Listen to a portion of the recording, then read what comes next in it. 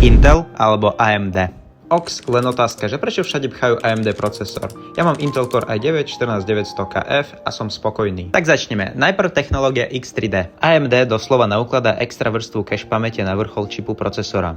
3D stavanie. Vrstva na vrstve. Vďaka tomu má procesor niekoľkonásobný väčší cache ako bežný model. Prečo to hráčov zaujíma? Hra potrebuje data rýchlo. Ak sú v cache, tak procesor ich má okamžite. Ak nie, tak ide do pomalšej operačnej pamäte. Viac cache, menej čakania, vyšší a stabilnejší FPS. V lacnejšom segmente Ryzen 5 5600 proti i5 12400F vo výkoni sú prakticky rovní. Tam sa nebudeme klamať. Rozdiel je v cene celej zostavy. AM4 dosky vychádzajú spravidla lacnejšie. Pre čistý gaming je AMD jednoducho lepšia voľba. Opäť až 20% vyšší FPS. To sme ešte nespomínali teploty a cena zostavy v celku. 95% zákazníkov chcú počítač na hranie, preto väčšinou vyberáme AMD. Pokiaľ však ide o niektoré pracovné programy, samozrejme ideme do Intelu, pretože najviac dôležité je spokojnosť zákazníka. Vajspc.sk, link nájdeš v bio.